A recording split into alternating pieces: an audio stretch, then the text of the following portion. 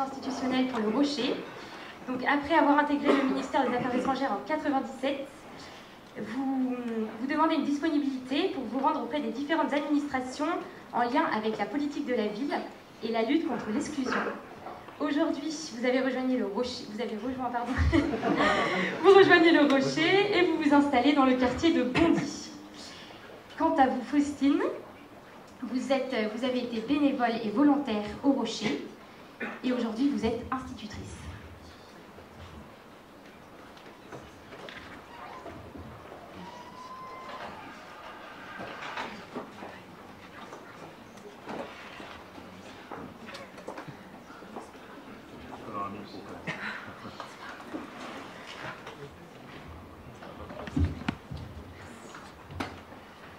Bonsoir à tout le monde.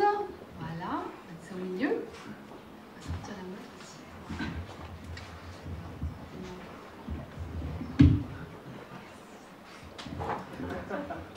Merci beaucoup.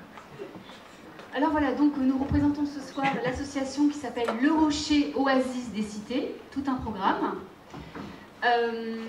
Pour vous dire que Le Rocher, c'est une association loi 1901, donc qui a maintenant 12 années d'existence et qui a été créée à Bondy, dans le 9-3, en Seine-Saint-Denis. Voilà. Alors, je fais partie des salariés, j'ai cette grande chance. Parmi 21 salariés, voilà, je travaille depuis 1 an au Rocher. Vous dire pourquoi je travaille au Rocher en quelques mots. En fait, je suis diplomate donc, du ministère des Affaires étrangères et je voulais travailler en lien avec l'étranger.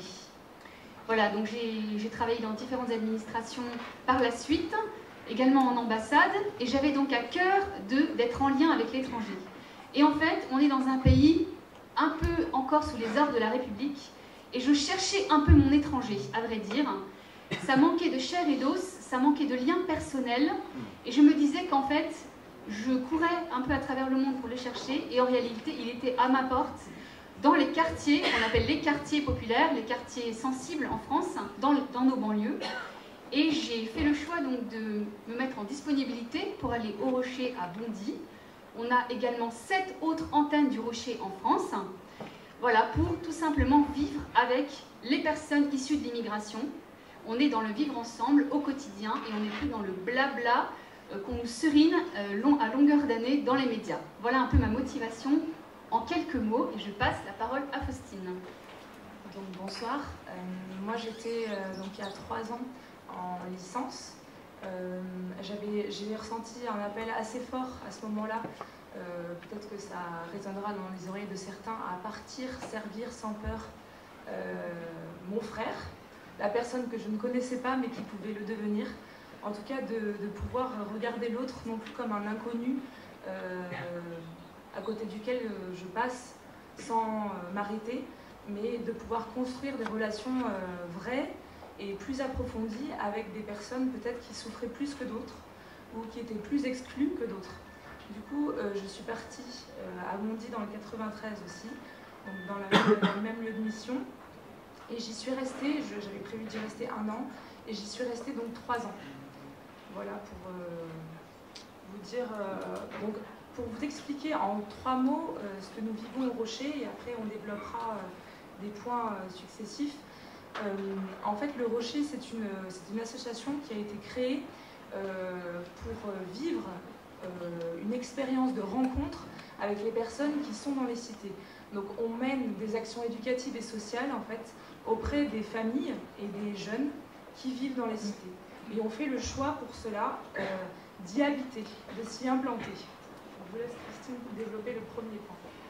Voilà, alors on intervient ce soir donc dans le cadre de Fonder Demain, et quand on lit le premier rapport de Fonder Demain, on se rend compte qu'on converge pas mal en termes de philosophie avec Fonder Demain, dans le sens où nous pensons aussi que la cité de demain, la cité au sens large, au sens générique, elle se fonde d'abord sur des valeurs communes, sur quelque chose qui tient les personnes entre elles.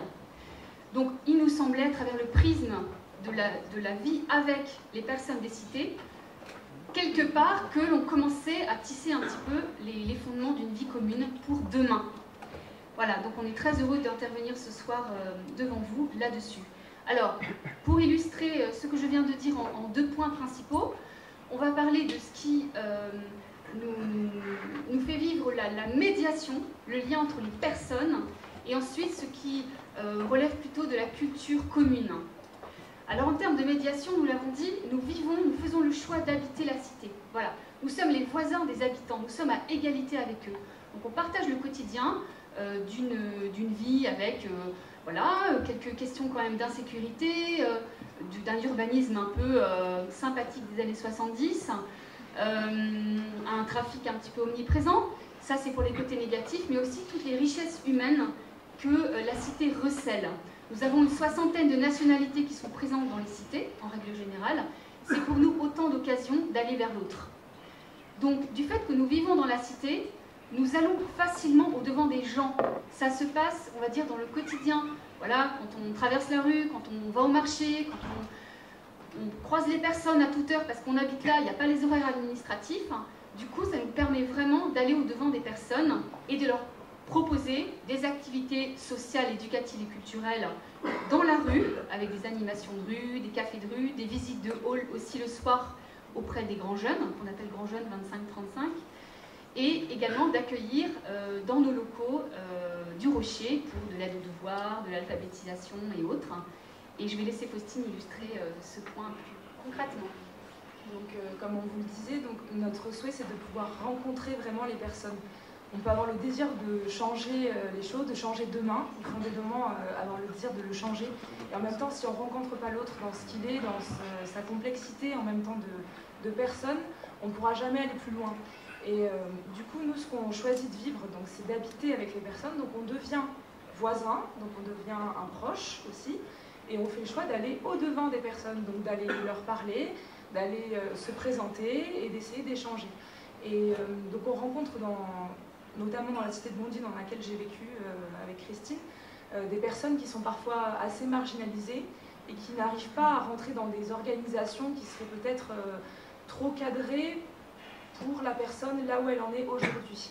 Donc pour cela, on développe des actions qui sont différentes et qui touchent différents types de personnes, notamment un café de rue qui a été évoqué par Christine. Donc ce café de rue, en fait, tous les jeudis matins, de 10h à midi, on sort de nos locaux et on se pose dans la rue et on propose un café aux personnes qui passent. Donc il y a des personnes qui viennent, qui sont habituées de prendre ce café et d'autres qu'on rencontre pour la première fois. Et en fait, à travers ces rencontres que l'on provoque parfois, en fait, on se rend compte que les gens ne se connaissent pas forcément entre eux. C'est pas parce qu'on vit dans un univers qui nous semble parfois un peu clos, de l'extérieur, où on dit il y a des communautarismes qui naissent, qui sont très forts, où les gens sont très soudés, etc., que c'est forcément ce qui se passe. Et ce sont des lieux en fait qui permettent pour nous à la fois de créer de la mixité, puisque nous on vient de l'extérieur, avec notre vie, avec notre culture, nos mœurs, qui sont différents de ceux qui sont vécus dans la cité, et entre les personnes aussi, ça leur permet de se rencontrer pour justement aller au-delà des barrières, des préjugés, des peurs aussi qu'on peut avoir par rapport aux autres. Alors, donc, tout ce qui peut faire médiation, tout ce qui peut faire pont et passerelle vient d'être illustré par Faustine. La deuxième chose qu'on peut dire aussi, et qui rejoint votre philosophie à fonder demain, c'est tout ce qui est culture commune, recherche de choses communes. Alors, nous sommes en France, nous avons une histoire magnifique, nous avons une langue magnifique, et nous avons à cœur de la faire partager aux personnes qui arrivent de l'étranger. Il y a peut-être 15 ans, 20 ans, ou il y a peut-être une année ou quelques mois. Dans tous les cas, l'idée c'est de vouloir faire converger toutes les personnes qui habitent autour de nous vers quelque chose de commun. Cela suppose un mouvement dans les deux sens. À la fois la cité qui s'ouvre vers l'extérieur, vers la société française, et à l'inverse, faire communiquer la société extérieure vers la cité, faire découvrir les personnes qui habitent dans la cité. Il s'agit d'une réciprocité entre les deux. On n'est pas en condescendance, on n'est pas « on va vous apprendre la France », on est dans « voilà, qu'est-ce qu'on a nous comme patrimoine commun depuis X générations, qu'est-ce que vous pouvez nous apporter ?» Voilà, apporter à la France. Vous venez de l'étranger, qu'est-ce que vous pouvez apporter? Vous allez rester en France, c'est notre pays. Alors, dans le mouvement ouverture vers l'extérieur, donc On arrive de l'extérieur, on est plutôt de bonne famille, on va dire. On a eu cette chance de recevoir une éducation, de peut-être connaître bien la langue française et notre patrimoine culturel. Donc c'est vrai qu'à travers les ateliers de lecture, d'alphabétisation, les ateliers accueil de loisirs, nos sorties aussi et nos camps, parce qu'on sort au maximum de la cité, on va avoir à cœur de faire connaître la France et de la faire aimer. Voilà, alors ça passe pas par des injonctions, ça passe par des choses très concrètes. On va faire des visites, des grands jeux, on va apprendre des poésies, que sais-je, monter des projets théâtraux, mais toujours avoir à cœur de faire connaître la France et également toute la partie code culturel. Ok, Youssouf, tu vas peut-être enlever ta casquette, regarder dans les yeux, te tenir droit. Bon là je le dis de façon caricaturale, mais l'idée c'est de faire passer des messages sur qu'est-ce qu'on attend de vous à l'extérieur, dans un entretien d'embauche, dans vos relations avec les personnes à l'extérieur. Il faut peut-être quitter certains codes de la cité pour justement s'intégrer davantage à l'extérieur. Voilà, c'est des petites choses qu'on peut faire passer parce que nous on vient de l'extérieur. À l'inverse, pardon, vas-y Faustine, À l'inverse, donc, ce dont on parlait, cette réciprocité, elle doit aussi exister de notre part, c'est-à-dire comment est-ce que nous aussi on accueille ce que l'autre a à nous apporter. Alors on vit dans une société où souvent on a le sentiment, on parlait tout à l'heure d'individualisme, où on ne regarde pas trop la personne qui est à côté de nous et on fonce dans ce qui nous est proposé, dans ce qui nous semble bien, voilà. On choisit les personnes avec qui on vit, on choisit les personnes qu'on va rencontrer, on choisit les cercles qu'on côtoie. Et c'est aussi voilà, pour nous l'occasion de saisir ce que l'autre a à nous proposer. Notamment donc, pour pouvoir mettre ça en acte, on fait beaucoup de visites de famille. Et ce qu'on essaie de tisser aussi avec les personnes, c'est des liens d'amitié. Et moi, juste pour vous donner un petit témoignage, donc je viens de partir de Bondy depuis un mois, parce que maintenant je suis professeur des écoles depuis la rentrée. Et en fait, ce qui s'est passé, c'est que pendant 3 ans, j'ai vécu avec les personnes. Tous les soirs, j'étais chez quelqu'un de différent qui m'invitait, etc. Parce que je vivais avec eux. Donc on pouvait se dire peut-être qu'il y avait un donnant-donnant, quelque chose qui se passait. C'est-à-dire que moi, j'apportais aussi quelque chose. L'aide aux devoirs, par exemple, pour les enfants. Les familles m'invitaient à rester, ensuite à dîner. Et en fait, donc je suis partie depuis un mois. Et depuis un mois, en fait, mon téléphone sonne chaque semaine avec des personnes qui me demandent, alors qu'elles ont des problèmes, parfois jusque-là, avec des enfants qui ont des difficultés scolaires, des familles qui craquent, des mamans qui travaillent très tôt le matin, qui rentrent très tard le soir, qui n'ont pas le temps de faire tout ce qu'elles aimeraient faire avec leurs enfants, parfois même des souffrances bien plus profondes, des personnes qui m'appellent en me disant alors comment se passe ta rentrée, comment est-ce que tu gères tes premiers élèves, c'est-à-dire une attention à l'autre qui existe comme partout peut-être dans nos cercles plus proches. En fait on se rend compte que quand on choisit d'aimer l'autre, parce qu'en fait c'est ça qu'on est appelé à vivre au Rocher, c'est choisir d'aimer l'autre, choisir d'aimer la personne qui n'est pas forcément celle qu'au départ on aurait choisi et qui paraît aimable. Alors, je crois qu'on est en train de dépasser un petit peu le temps qui nous était imparti. Du coup, en fait, la petite phrase de fin, c'était vous dire que fonder demain, pour nous, au quotidien, c'est bâtir la civilisation de l'amour. Et pour ça, en fait, la moisson est abondante, mais les ouvriers sont nombreux. Donc nous resterons à la fin de cette réunion à vous proposer de vous engager vous aussi avec votre temps, ce que vous pouvez donner, ce que vous êtes, vos richesses, pour pouvoir les mettre au service des autres. Voilà, je vous remercie.